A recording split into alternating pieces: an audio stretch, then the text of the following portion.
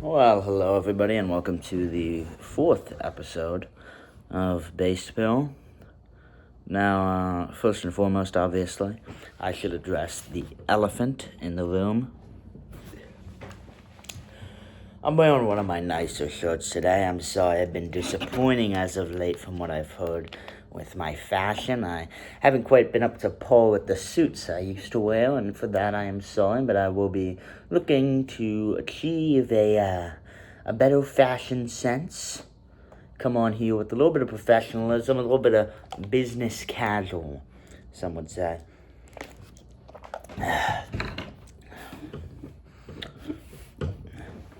Now I'd like to talk about a few things before we get into the news and all that nonsense.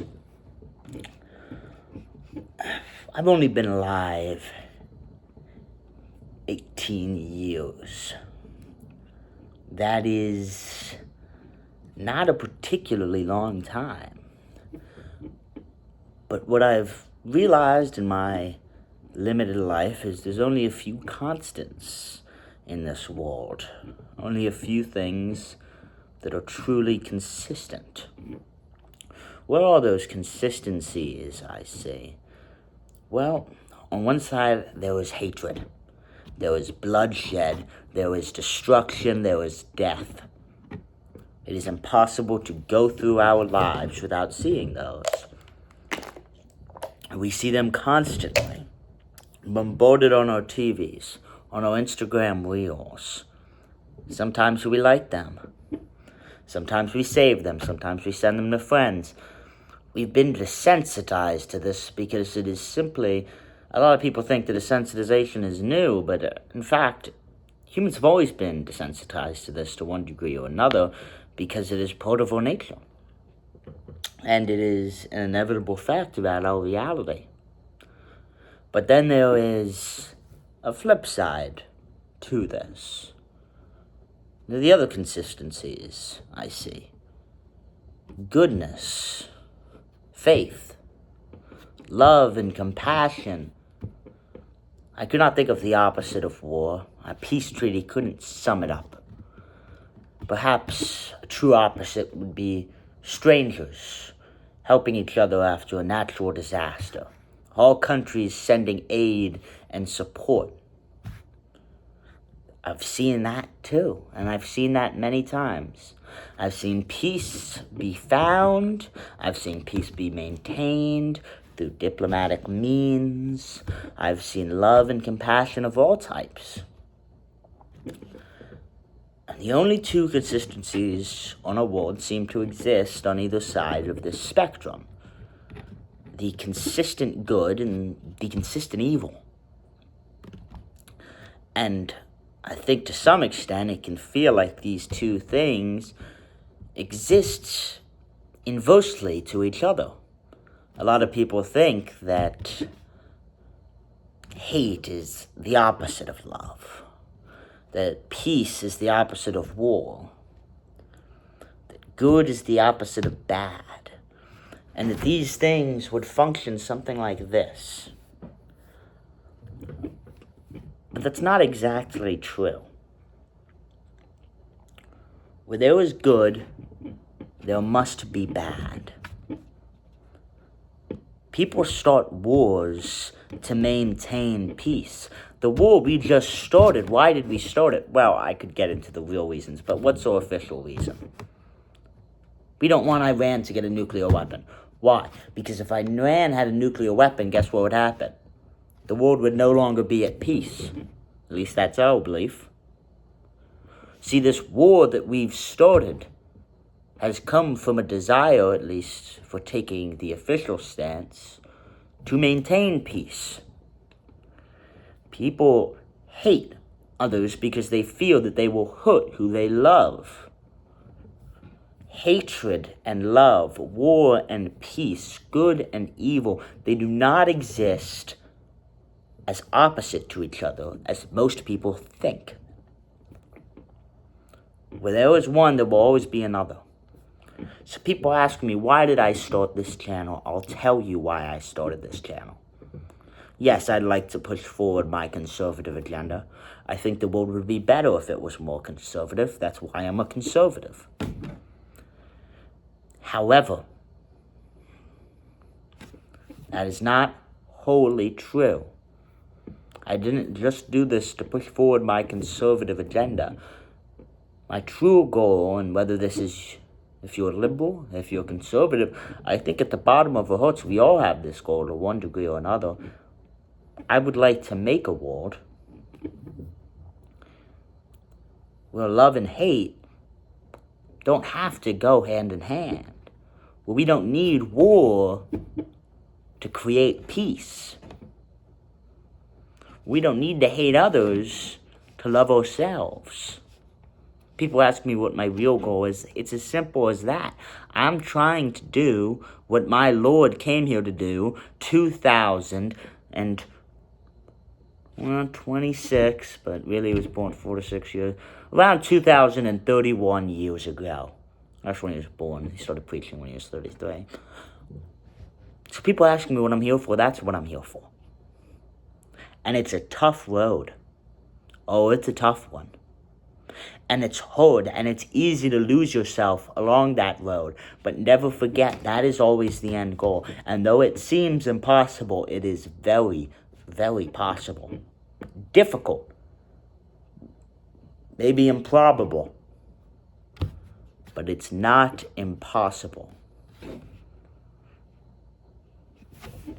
Now, a lot of people are under the impression I am a hateful man. At least some people seem to think that. So I would like to clear the water. Because I think to some people, some of my rhetoric, some of my words can sound hateful. But I am not saying them in a hateful way. Hate and love, as I just said, can sound and maybe even function more similarly than some would think. So when I put out love for my people, when I put out love for my culture, when I put out love for my populace, a lot of people hear that as hate. But the truthful reason is because they hate my people. They hate my culture. They hate my populace. And so, when I speak lovingly of my people, it comes across as hateful to them. But I quote Malcolm X here, and we're two flips. We're two flip sides of the same coin, me and Malcolm, really. Whatever. I'd quote Malcolm X here. Is the sheep preaching hate when it tells the wolf they ain't gonna let him eat him no more? No, I don't think so. I don't think that's a hateful thing at all. That's just the way I see it. When I preach these things, I'm really just preaching love. When I go, hey, I don't want mass immigration in my country, and that can feel hateful to some people, because why don't I want these people here? Well, it's not hate for them. It's not. I actually love them because they're children of God, and I wish the best for them. But I also love my people, and I love my culture, and I'd like it to be maintained. And when people come here illegally, that disrupts the balance of my culture. And I don't think these people are evil, but they are breaking laws. So a lot of people hear that and think I'm hateful. It's not. It's love. It's love for my people. I think that's something I'm entitled to have. It's something it seems everybody's entitled to have but me. At times. It seems I'm the only type of person unentitled to the right to be proud in oneself and have a desire to defend my culture and maintain my traditions. I guess I'm just saying this all to clear up the air, and that I don't want anybody to think I'm a hateful man. Little side note here. What is that? You see it? Nice little bump here. I've had it for a while, years at this point. I don't even know what it is, but I follow this guy on Instagram. You can look him up, Genetic Anomaly, and he's got one of them, but it's really big, and I'm starting to wonder if mine's just going to grow in size until it's freakishly large. I think it's bone. I don't know, though. Could be cancer. And probably Israel did it to me, too. They get me. What happens, happens.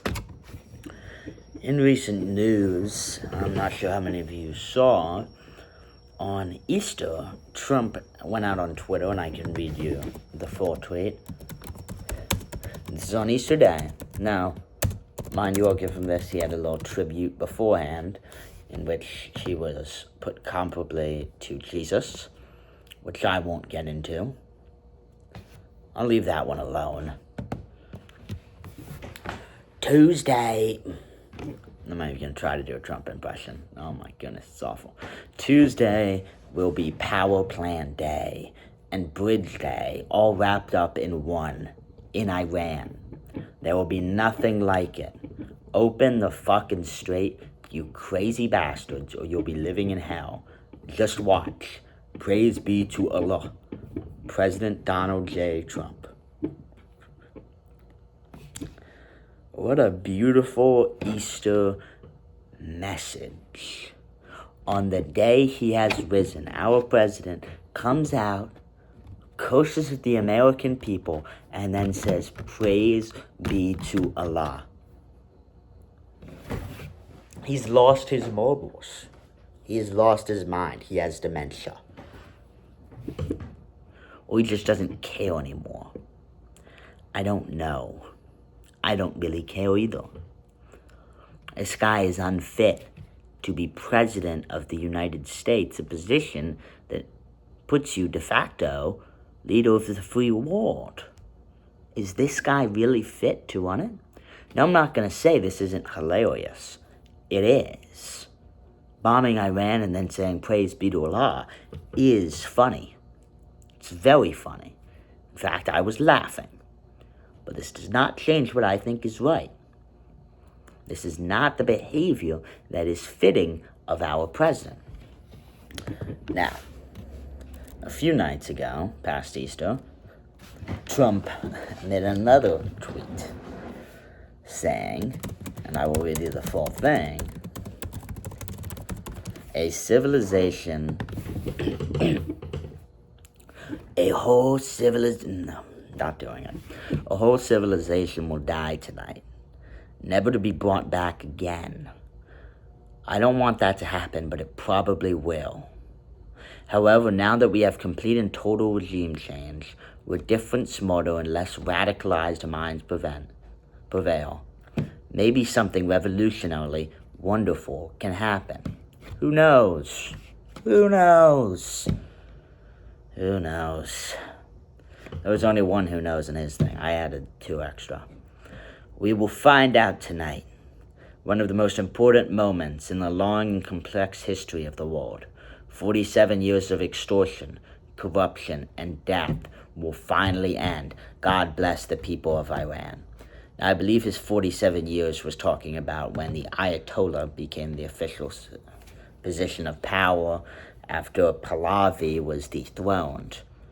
The implication there being that there was peace and rest before that there was no corruption or extortion or death. Now, obviously, he's wrong there. It was just as bad under Pahlavi, I believe. King Pahlavi. It might have been slightly better, maybe, but painting the Ayatollah and the current regime as the only problems with Iran is incredibly short-sighted, but obviously not the least of the problems with this, when he opens up with a whole civilization will die tonight. That is not the words of the man who promised to be the peaceful president, the stop wars president, the get us out of conflicts president. That's not who that is.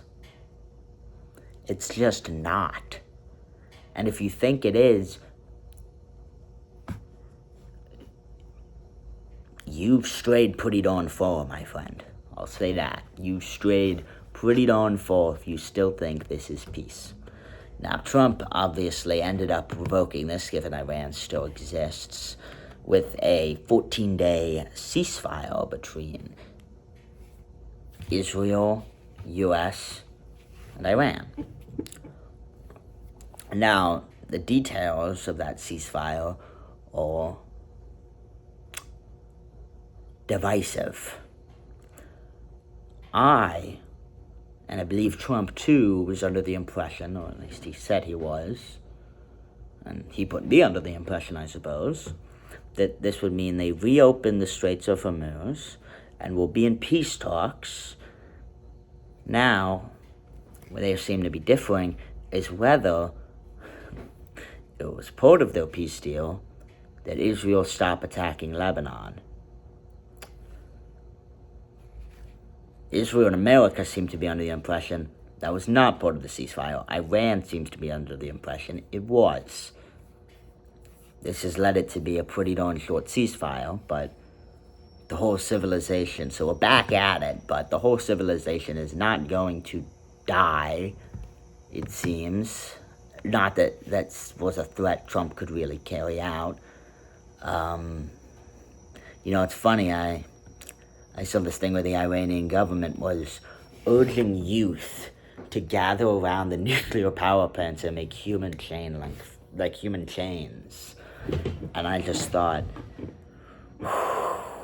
they learned nothing from the 2000s. They learned nothing. I mean, absolutely nothing. That's not going to work. That's just going to make them want to bomb you more. I know my country. I know my president. That ain't gonna work. And I pray to God that they revoke that before we end up attacking these power plants. Because those children will die. And it will be for nothing. Does Trump seem like the type that's concerned about PR? This war's wildly unpopular. If he cared about that, we wouldn't be in it, or we would have pulled out of it. Essentially immediately, when the public reaction came back as obviously not happy with this. Even Republicans aren't happy with this. But he hasn't, which means he doesn't care about the PR of it all. And since he doesn't, he probably doesn't care if some kids die when we bomb the power plants, to be frank. And I don't say that, gleefully or goadingly. I think it's unfortunate, but I think the Iranian government still has a chance to pull that back, because that is a bad idea. And I do not want to see those kids die for nothing. I guess that's all I got to say on that. This is something we haven't really done much of, but I was thinking we'd go over some Kalshi odds. For those of you who don't know, Kalshi is basically the same as Poly Market. You get to bet on real world events, and it was easier to pull up, so I pulled this one up instead of Poly Market. Plus, it has more options. I like that. Okay. First one we're going to be looking at is a 2028 Democratic presidential nominee. I thought this was pretty interesting. So, at 28% chance, we have Gavin Newsom, or as Trump so eloquently puts it, Gavin Newscum. I'm surprised she's made it this far with such an easy nickname to pink on. I don't know. But, what do I think of the fellow? Well, he's been getting a lot of attention, partly because he's good looking. He mogs, as they say, and some people think he mogs he mogs J.D. Vance so bad that it's going to help him win the election. This is the black pill take. I don't really see that as likely. But Gavin Newsom is, in my opinion, not one of the best of our leaders. I don't think he's one of the best, even of the Democratic leaders. His city is a mess. There was poop on his streets. There were homeless everywhere. There was crime running rampant. The economy is pretty good, though. So, but, that was kind of a free ball, He didn't have to do anything for that. It's California. It's none to his help. If anything, he has only served as a counterforce, as far as I've seen, to the success of his state to which he governs. Next up, and a pretty big drop here, 10% for AOC, Alexandria Ocasio-Cortez. Now, she's a rep. Let me double check which state. I believe it's New York. Let me check what district, though. For New York's 14th Congressional District. Born to a Puerto Rican family, formerly a bartender and a waitress before running for office. Well, that's a beautiful story. That's a beautiful story indeed. But I hate to say it, people are going to be angry at me for saying this. I mean, let's put aside that AOC is the most annoying, gratingly voiced, obnoxious, idiotic candidate they could possibly put forwards. Putting that aside,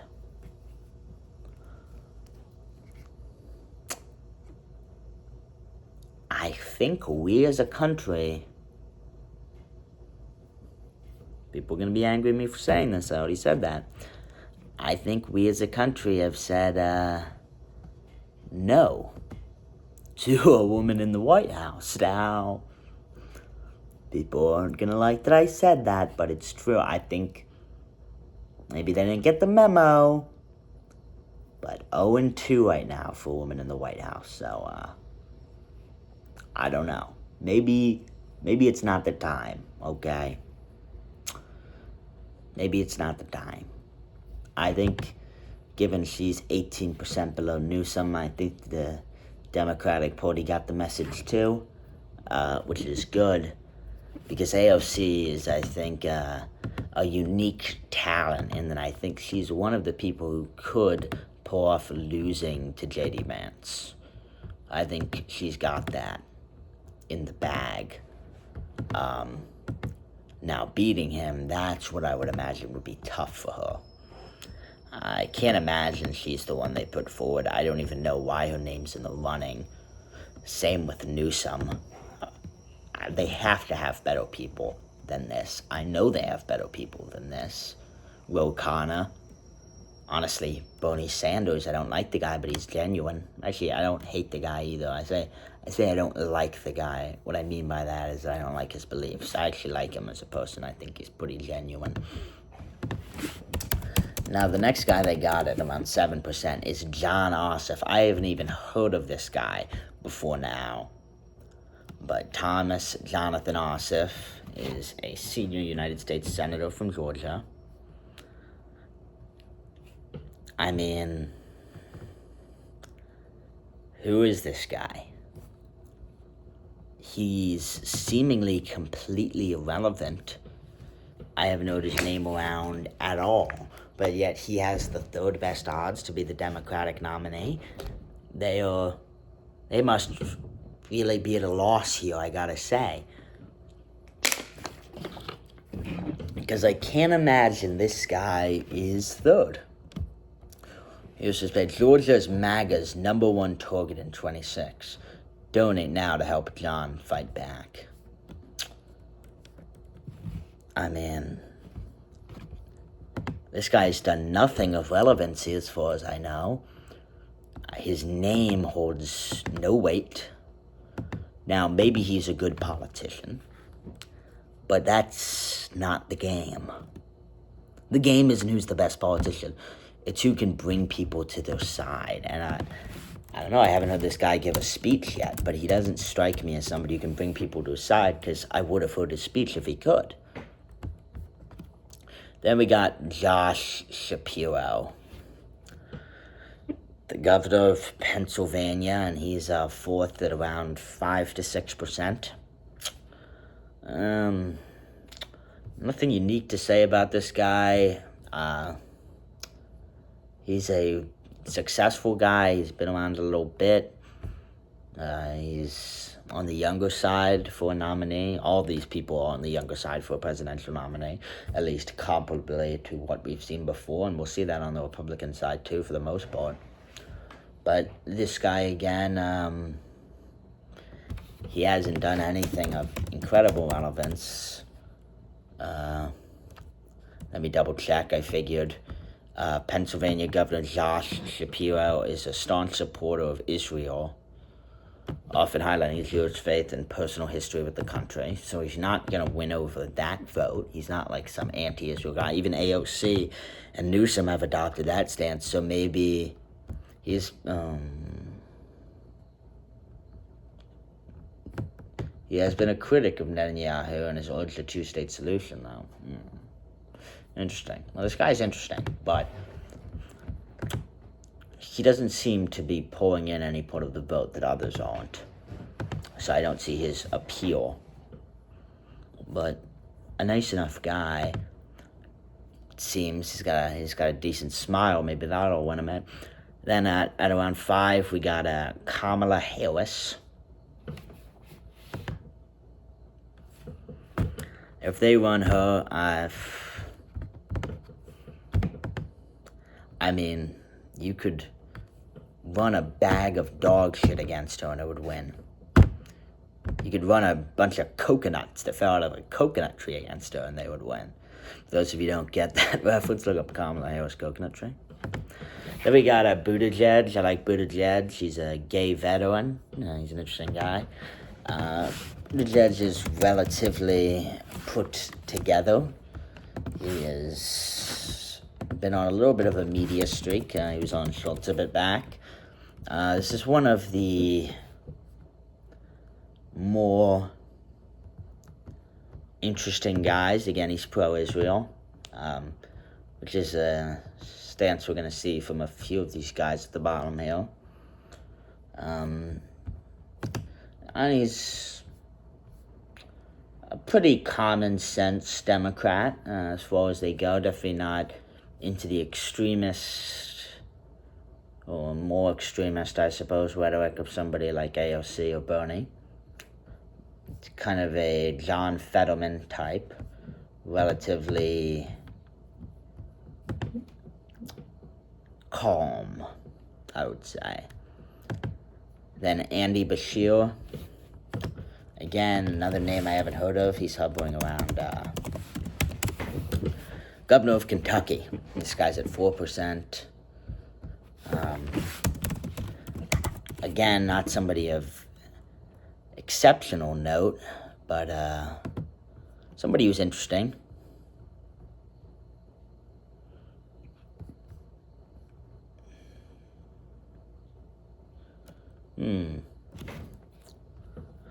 Bashir has criticized the use of genocide terminology regarding Gaza as a litmus test within the Democratic Party. In 2022, he visited Israel and called it one of our nation's greatest allies. Okay, interesting. Well, this Bashir guy is interesting, the governor of Kentucky. But I'm not seeing, again, too many crazy things. It doesn't seem like they have a lot of big names to put forward anymore. Most of these people are relatively obscure, at least currently, which I find to be interesting. But the next name we got on our list is going to be a little bit more of a pop-out. We got Ro Khanna. I think this is what I'm going to call it. At 3%, we got Ro Khanna. Let me tell you this. I would love to see Ro Khanna in the race. If Ro Khanna was running against a Republican, I would be, and frank, unless it's a Republican I very much enjoy, I'd be happy to see him win. He is one of the men responsible for the release of the Epstein files, co-authoring the Epstein's Files Transparency Act with Thomas Massey, who you'll see in the Republican nominees. And I would be very happy. I think Ro Khanna is a very intelligent man. I think he's a very honest man. I think he's a good man. He's a Hindu. I like Hindus. They're good people.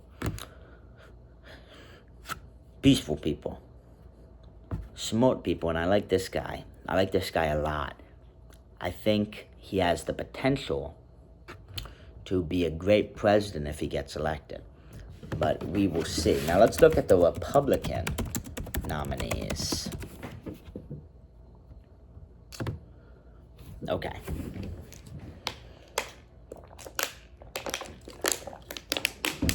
At 38%, obviously, we have the vice president, J.D. Vance. Now, James Dean over here, I don't know if it's his actual name. I just call him J.D. We're on a first-name basis like that. J.D. Vance here is the obvious pick, succeeding Trump. And I gotta say, I have mixed feelings about the guy. I think he's disingenuous in his beliefs. I think everybody knows that. But most politicians are.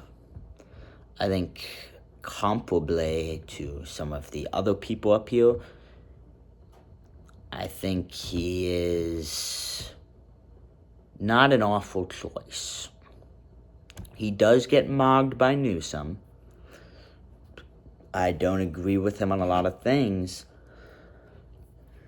He seems to be very complicit in this administration's failures, and I would hate to see him be elected and then repeat this administration's failures, but I don't find that likely. I don't think he would behave in a manner similar to Trump, but I do think we should hold him to some account for behaving in line with Trump. Even if he is wildly different and maybe this isn't what he believes, I think it's important to note that he is along for this ride one way or another, and we cannot forget that. That's all I'm saying. Now, second up at 23%, we got Secretary of State Marco Rubio. I have mixed feelings about this guy. He gave an amazing speech not too long back. I'm not sure if you heard it.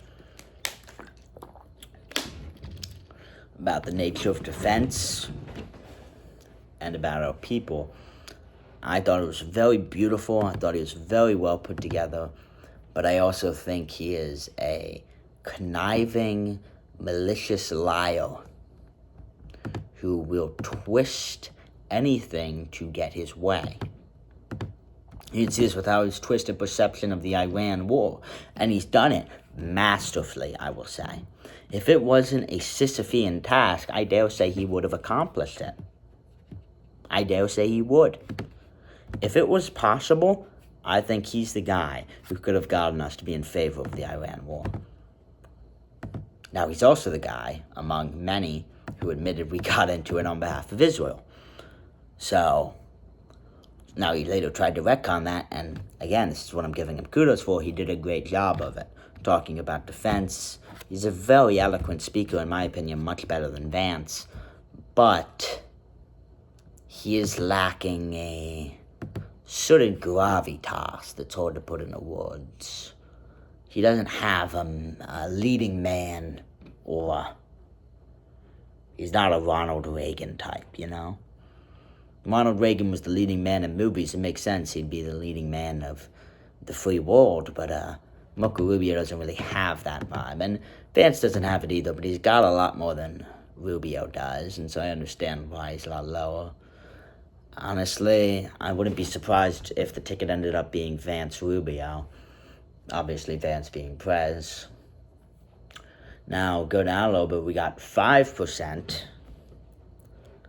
Tucker Carlson. Now, this. If Tucker Carlson would have run, I would cast my vote 1,000 times. I don't care what it takes. I would be like A-Train, speeding around between ballot boxes, casting every vote for him.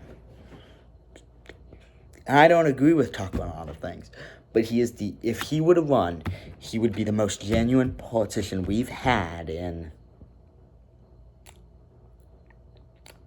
20-something years. Maybe 30, maybe 40, maybe 100. There's something unique about a guy with a podcast. I know this because I'm one of them. I don't mean to brag, humble brag. Me and him aren't exactly in the same tier, but whatever. And the thing about a guy with a podcast is that he shares his beliefs very well, and he shared them a lot. So it's not hard to find out everything he stands for. There's hours upon hours of him talking about it. And that is very rare for a politician, for their opinions on every single factor of life to be so open and apparent. I also agree with him on a lot of the things he says. It's tough to find a time when I too strongly disagree with Tucker. I guess my only qualm with him is he isn't radical enough. He's not, in my opinion, fervent enough, but I think he's the closest thing to somebody accomplishing the goals of a true conservative that any of these people listed here could possibly do. So I would absolutely love to see him in office. He is a brilliant and amazing man, and I think he could free us from Israeli control. That is, if he lives to see the election and is allowed a chance at it. 3%, DeSantis, the guy who wears lifts in his shoes. He's a relatively competent leader. I'll give him his props where they're due. I think he's done a good job with Florida. That's an incredibly difficult thing to do. The Floridian people are, overwhelming with talent and promise. Look, I like some of the things he's done. However, I can't help but see this guy as this incredibly uncharismatic force. I mean, he is so ridiculously, laughably uncharismatic. It's almost impossible to root for him. Even if he is a competent statesman, even if he is a good governor, even if he is good at his job, he just doesn't have, again, I go back to it, the gravitas. I don't think he has that. I really don't. But he's not the worst on this list. In fact, honestly, I might prefer him over somebody like Rubio or Vance. That would take a little bit more thinking, though. Next up, we got DJT, and 3%. That is Donald J. Trump, the current sitting president, and he still has a 3% chance. Now, I don't know if any of you guys noticed the little flaw there. How can he have a 3% chance? Isn't he not allowed to run again? No, he's not, but he might, it seems to be. It's still at 3%. I suppose the reasoning for this is that some people think there is a loophole that he will be able to exploit to run again. And that loophole would be that the law outlines somebody from serving 2 consecutive terms, but since his terms are non-consecutive, he has managed to beat the system somehow, and he can run again. That's ridiculous. That's why his odds are so low, because if he could be run again, and that was a realistic and feasible thing, he'd be obviously much higher on this list. Maybe not because he's the best choice. Even if Trump were able to run again, I don't see him winning. It seems very unlikely he's going to win. He's incredibly unpopular with his own base right now, and, the pendulum swing is due for the left fairly strongly right now. Byron Donalds at 2%. That's the guy currently running against Fishback for the gubernatorial election. Although that one put him still as governor at the time, but I guess that won't be a problem. And then Thomas Massey at 2%. Again, just like Tucker, this is somebody I would run to the polls for. He's a fellow libertarian. He is a disciple of Rand Paul, And Ron Paul, he's incredibly intelligent, and with Ro Khanna, he was the man who founded the Epstein Files Transparency Act, or at least he wrote it. And he's been one of the forefronts of condemning the pedophilic elite that run our society. He's also condemned the funding of Israel, said AIPAC should have to register as a foreign lobby. He's also an incredibly intelligent and smart man. I would absolutely love to see this guy in office. But of course, he's at 2%. So if you add up Thomas Massey and Carlson, we're getting just around 7%. Yeah, so the odds we get a guy I really like are still pretty low. Let me scroll this list and see. Oh, Rand Paul's at 1.3%. I would like that. If Rand Paul would have run, or Thomas Massey, or Tucker Carlson, I would be out there. For those who don't know Rand Paul, he is the son of Ron Paul, legendary libertarian, and Rand's a legendary libertarian in his own right. Probably the only genuine one there's ever been, besides his father and maybe Massey, in a position of power in the U.S., or at least for a long, long time. And I would love to see him in office. He's a very intelligent guy, too. I believe he actually was an inventor for some time. Yeah, scroll down this list, you just see a few others. Nicki Minaj actually has a... You can bet on it. I don't know what the odds are.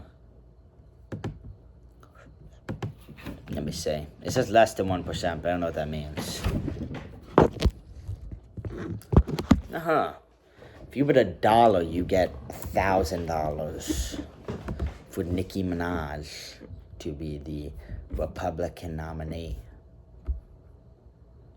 I mean, those odds are pretty good, to be honest. Now, one last thing. I'm going to look at the...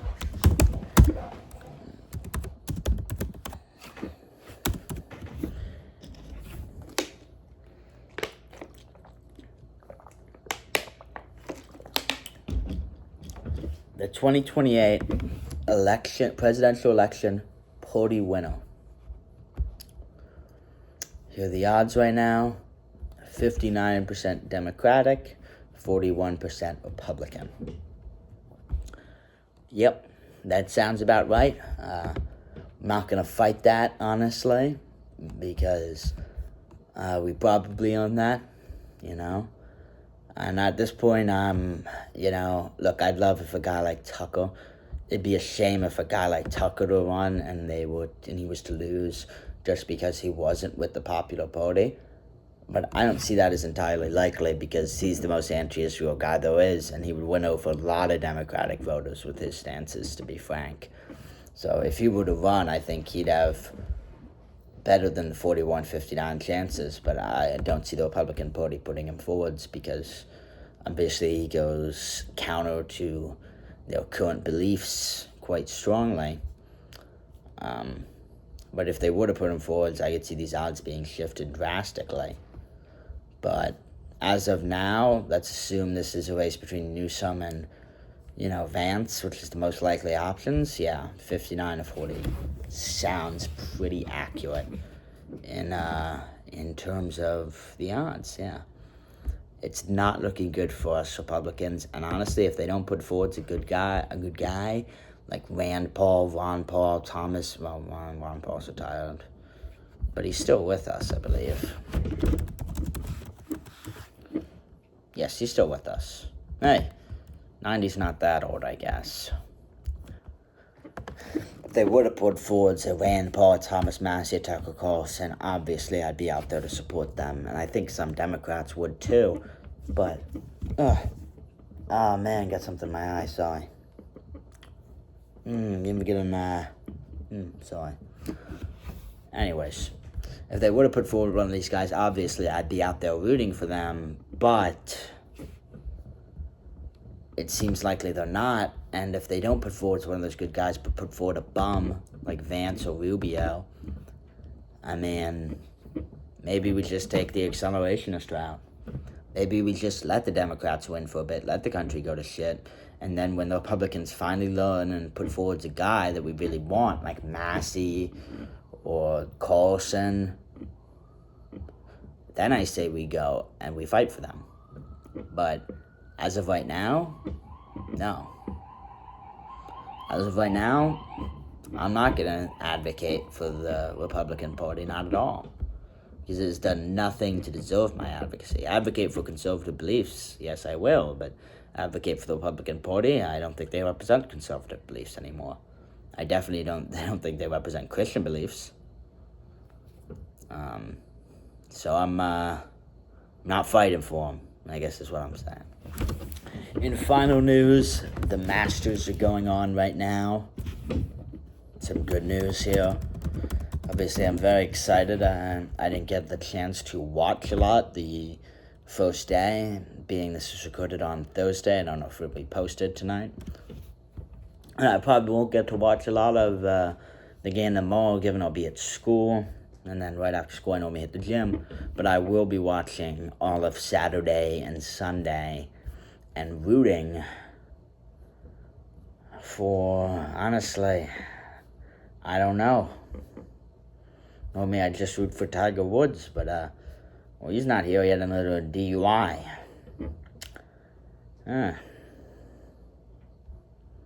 Guess he really is Asian. I'm kidding. Oh, soften up. But unfortunately, he's not here. I used to just root for him because I like the guy. And, it's always nice to have a comeback story. But you can't root for him, and DeChambeau is in the shambles right now. So, see what I did there? DeChambeau, the shambles. Thought that was pretty clever. Anyways, top of the leaderboard right now is McIlroy and Burns. Between that two, I think I know my pick, and I think McIlroy is looking like the winner so far. At least he's standing at the head. But Scheffler's tied for 6 at 2 under, and Scheffler, So, never root him out of the race. But I would, if I'm being realistic here, it's likely to be one of those two guys. And I have a strong preference between them. I just like watching golf. So I'm just going to sit down on Saturday and Sunday and watch these guys play. Oh, Kitayama is a third. I like Kitayama. Because he's short like I am. He's big, too. He's stocky. He's like, 5'7", 170. That's pretty stocky for a golf player. He's built. It's good. But I don't see him being the winner. He's 3 under. Hey, it's possible. It's just people that are near him are a lot better than him. Patrick Reed, Shane Lowry, I don't know if they're better than him. But Scheffler, McIlroy, I don't see this guy pulling ahead. I don't see this guy winning. How's he going to see the hole? He's Asian. Okay, I went at them twice. That was mean. That was in poor taste. I'm sorry. And after all we've done to China, he's not Chinese, but you know what I mean. After all we've done to China, we kind of screwed them on the oil a little bit. Of course, it's not the end of the world for them, because they get oil from lots of other places too, but they're not the most happy with us right now. And here I am, making it more divisive. What good am I doing, huh?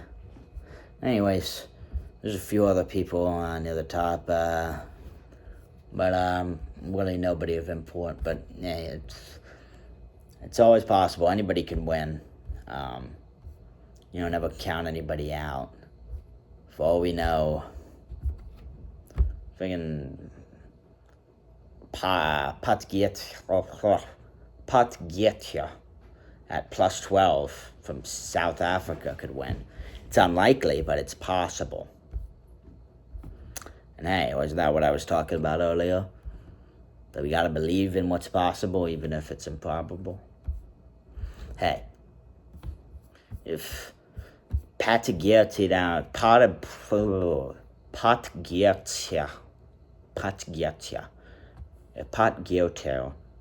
can win, then maybe we can have peace on Earth. It's about the odds we're looking at, if I'm being frank.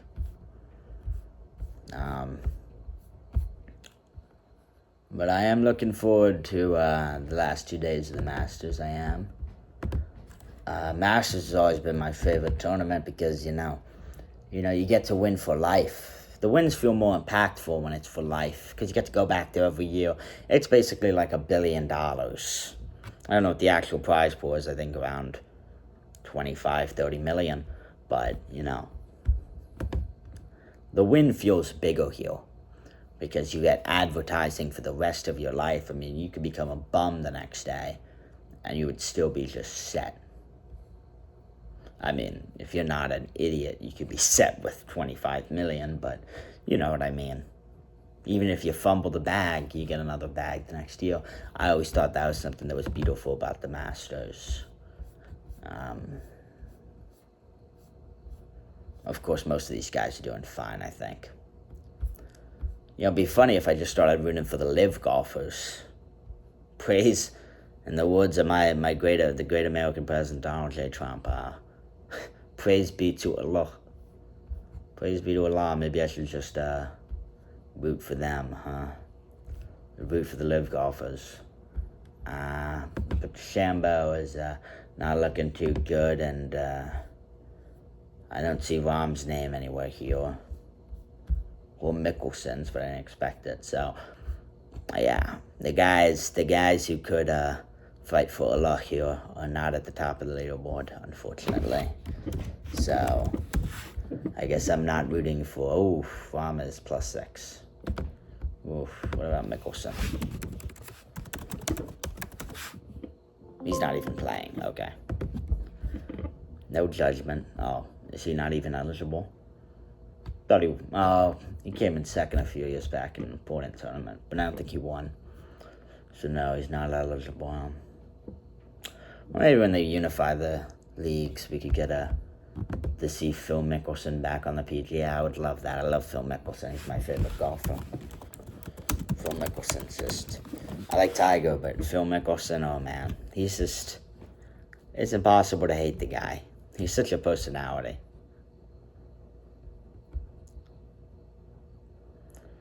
Oh, Jack Nicklaus made some comments about him.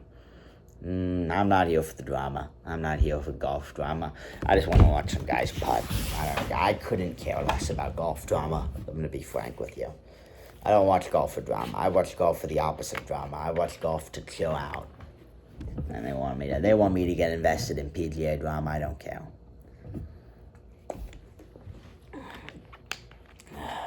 The end of it, that's the American dream, isn't it?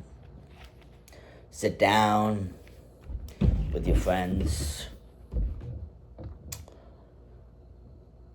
watch golf. Sit on a nice big couch, chill out, order some pizza, some wings. Watch some guys put some balls in some holes. We've lost that as a country, but I think we're getting it back. Golf viewership is up after all. They're doing a silly little thing with the rules where they're regulating the balls now, but the sport will still be entertaining. Maybe that'll help my DeChambeau guy get ahead. His strength is through the roof, and that'll put strong guys like him ahead. But strong guys like him have been being put ahead since Tiger, I guess. That's all I have to say about that. One last thing. I heard a funny joke recently. Why can't Helen Keller drive? Because she's a woman. Okay, I'm sorry, I had to do it. Have a nice night. God be with you. God bless. See you all later.